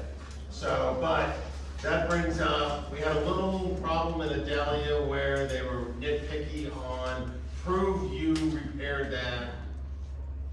Now, third time, prove you repaired that you repaired that from the repair of the recommendations. Is photos better? Is all the receipts from the previous work? What do you think Tina's gonna say? Everything. Everything. Have a party, get a scrapbook. All right, we got 5 minutes. I want to help you all. I'm so sorry. Okay, I'm gonna go in the back with the glasses. Hey, thank you. So those of us that haven't worked, you know, I mean, do you have any advice for people with neighbors and we, you know, our house, Dahlia now again, the definition of insanity would be to fix our house, you know, so we don't want to do that. So what do we do? We convince the lender, you know, we have a high mortgage that we bought in 2020, you know, what do we do? Okay, Tina wants to talk about something here. I don't want to talk about it, but I mean, It's a thing. it's a thing. So first of all, just so you know, when you have mortgage company, your flood check is gonna go to you and your mortgage company, just FYI. So all this talk about, you know, selling to investors and stuff, just keep that in mind. There is an issue, a classification called severe repetitive loss, and that is when you have. We have a handout up here too that you can take a picture of. That's when you have multiple flood events on the same property since the origination of NFIP. Okay, so I don't know, I'm gonna say it depends on yours because I don't know the details of your prior losses. But 2 of the losses would have to be claims for flood that were paid out within 10 years of each other. So it could have been like 2 floods in the 1990s, and now this is your 3rd, and there's math involved and stuff like that. But if that's not triggered, your mortgage company is gonna make you repair. Remember, caveat, asterisk, little footnote at the bottom, that's dependent on whether you're allowed to repair because can you get a permit to repair. So there's a lot of pieces that go into that, but I hope that that answers your question. I have a follow-up to that. Okay. So, what you mentioned advances, is there a con to it? We don't know what we're gonna do yet, so why would we take an advance and have money? We don't know how to spend the money yet. Well, you're going to be entitled to the advance anyway, just based upon the damage, and the adjuster is going to come out. They're going to look, they're going to assess it. If you ask them when they're at your property, what kind of advance will you approve? They won't tell you what the estimate of damage is, but they'll tell you based on what I think the estimate of damage is, I'll approve 25,000 advance on your home coverage A, 10,000 advance on your contents. There's no downside because it's coming out of your limits. So at the end of the day, whether you're gonna, rebuild, tear it down, sell it, you're still entitled to the coverage for the damage, for the loss that has occurred. That advance is simply money for that loss that's coming soon.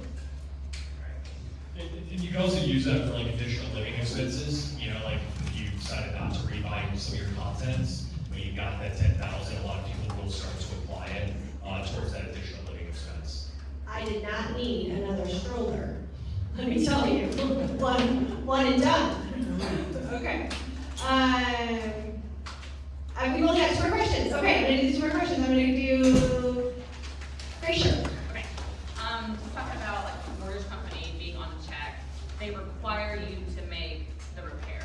Is that what I'm understanding? You can't put that money towards the mortgage. You can't do anything else with that money except It you're required. depends on how much you owe.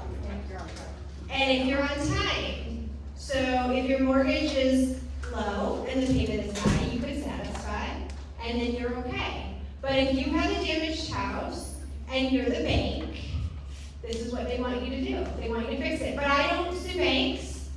I am the insurance lady. So those questions that are popping up in the chat and stuff, I'm like, it depends, and that's another lawyer. Yes, ma'am. Alright, so that was a perfect segue to my question, which is, what does a total loss look like? And who do we need to involve to get that? Because I don't think it's just the adjuster, right? It's like the city of St. Pete, or Pinellas County, or whatever. Who says this house is a total loss? Right, yeah, so I think a lot of us came back and we were like, this is done, right? And that's just our normal, natural, like my house is ruined, my house is a total loss. Like when you get in a car crash when you're 16 and your parents are like, yeah, that's a total loss, right? That insurance works differently than this. So you would need a substantially, make sure I get it right, substantially damaged. So what you're asking about is the concept of substantial damage determination, and it is made by whoever the county or city has designated. It's through usually code enforcement or building department or the floodplain manager. They will have designated someone within the county or city who is allowed to make that determination. They will come out to Shore Acres and they will start walking. And when you get that letter, that substantial damage determination letter is your total loss. So just like a slight follow-up question, don't sell the land before that. Well, I don't know that it would make sense to.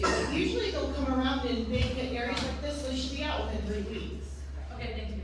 I have the numbers from Pinellas County as of this morning, how many they've assessed. They've assessed 28,000 houses in Pinellas County already. 267 they've assessed as destroyed. 16,561 they've determined as major destruction, 55% plus. 6,422 they decide are minor, and 4,600 affected. So that's Pinellas County. 16,000 plus are majorly affected. That's the big answer. So I love you all. I hope you got some information that helps you. Remember, before you share it, Kevin's gonna make an announcement. Before you share what I said, you start with, it depends. Okay, Nicole said it depends, take more photos. Okay, before we leave, I have 2 announcements. One, the people who were here with food earlier, they're preparing it in a to-go type box, so as you walk past the kitchen area, grab a box and go, can't get food here. And second, who wants to do another stream? Let's do another stream.